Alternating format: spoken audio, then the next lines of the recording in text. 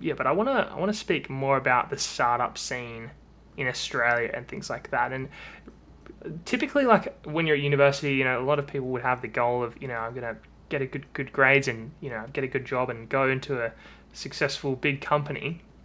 I mean, what would you say to someone that's considering that path? And whereas perhaps startups would be something that might be better, or what would you say to someone that's really, Is or the on advice the fence there? might be better? Yeah. Okay, yeah, because this is an interesting one around like kind of like, when your first job out of uni, let's say you've had a couple internships and you kind of go, okay, first full-time job, corporate or stuff. And I think like, I don't want to be prescriptive because I don't think the answer is going to be the same for everyone.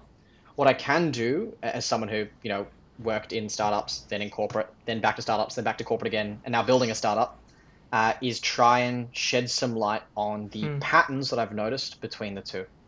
So when you look at, let's talk about startups, for instance. Like let's first like, okay, why would you go to a startup instead of a big established company?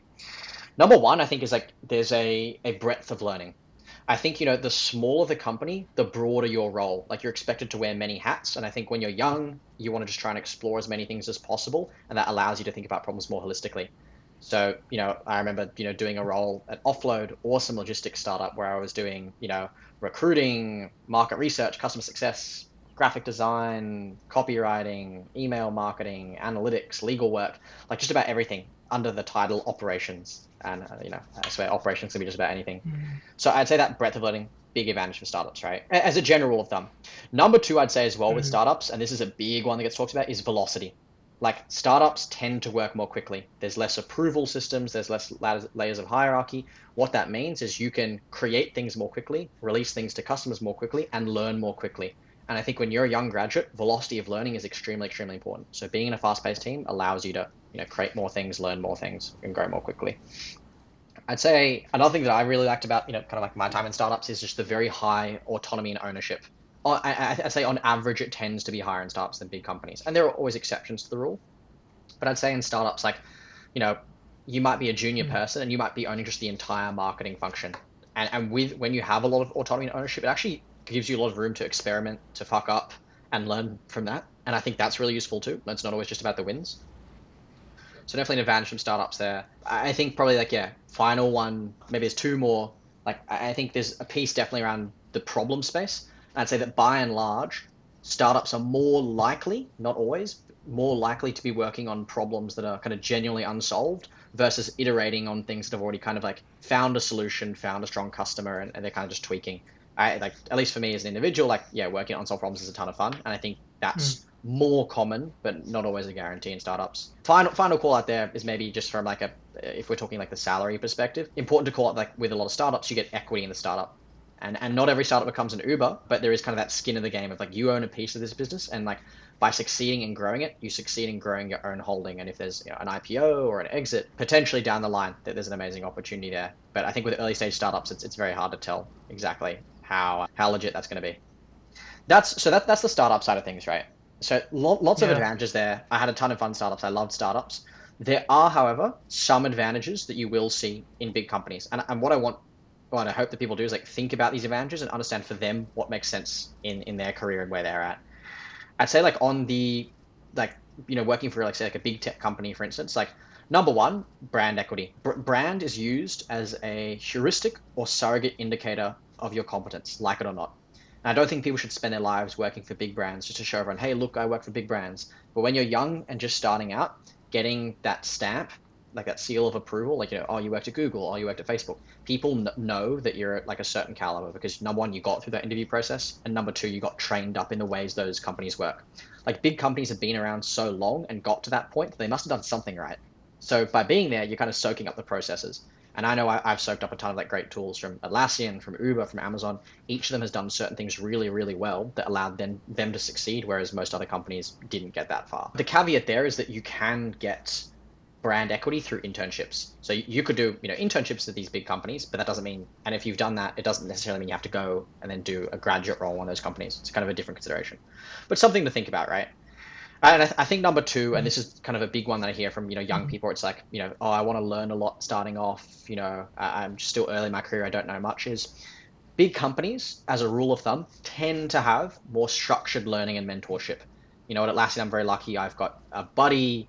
I've got a mentor. There's kind of like an APM kind of like program guide as well, who kind of like helps us out. Got a manager, and so there's lots of people there to support you. And we'll have, say, like for instance, like sessions with senior product leaders or like founders of startups outside the company. So there's a lot of events that are happening within the company that allow you to learn lots of like as well like asynchronous like video courses you can do through the company.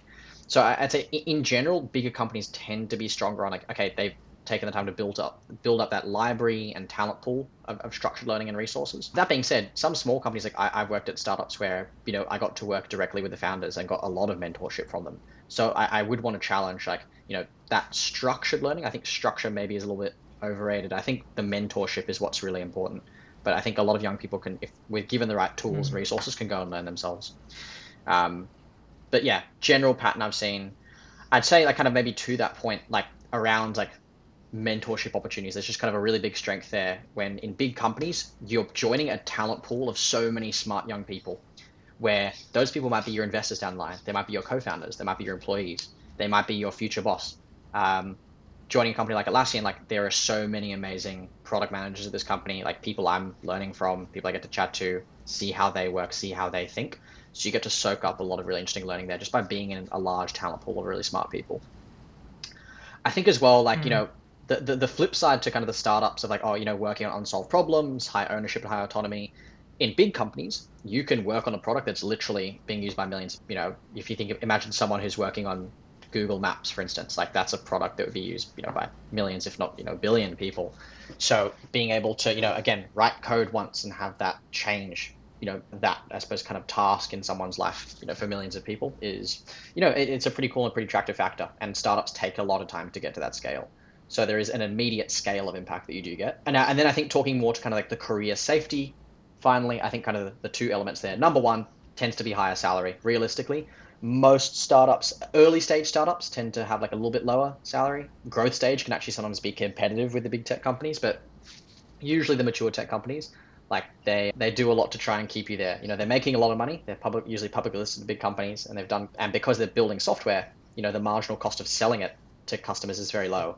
So very lucrative business model. They can afford to pay some pretty high salaries. The other thing there from a career risk perspective is just, I suppose, safety. And I want to be very careful here. When I say safety, I don't mean career safety. I purely mean job safety. I purely mean like if you join a big company like an Atlassian, an Amazon, a Google, the chance that your job just goes poof and gets made redundant is less likely. If you join a startup, it could crash and burn in 6 months, a year and a half. But I want to decouple that job risk from career risk. Like I think even joining a place where, okay, maybe it's going to go under in a year or two, not necessarily bad for your career. In fact, it could be very good for your career. Like you're working on very high responsibility things. You're going to be learning super, super quickly, get a lot of responsibility, deliver a lot of like really measurable impact. But yeah, like, I suppose like for someone who's like, if you're in a very tricky financial situation, then, joining a big company, like, maybe the safer option.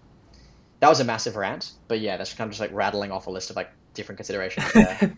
At the end of the day, it comes down to, the problems you want to work on, the skills you want to cultivate, the environment you want to be in, and your career goals. Yeah. No, I thought that was like a fantastic and very well balanced view of these two different areas. I think, in my experience with early work and as I slowly learn more about the Australian startup ecosystem, is that, some of the startups are probably like undervalued in terms of the good experiences that you can have there. And most people just kind of go straight towards big secure companies when, there can be really great experiences that can be found in, smaller startups. And I think, yeah, you raised some really great points there. 100%. I think, and a really interesting call out there as well, and this is a factor that a lot of people don't consider. People go like, oh, I want to go to, a Google or Microsoft because I want to learn from like really experienced people with really good skills. What people forget is that those people don't always stay at those companies. They often go and join startups. So if you were to go to a startup like Eucalyptus or Dovetail, for instance, you're getting mentored by a lot of talent that's come from these big companies. It's almost like the sweet spot. It's like you're working in a very fast-paced environment with very high ownership, but you're still getting mentorship from people who've come from these like, really big, impressive companies. And so they've learned a lot of the skills and processes there. So there is an argument to be made that like, that's actually like a really good like kind of starting option, that like growth phase or breakout phase startup where you're interacting with a lot of talent from top companies anyway. Yeah, that's a great point.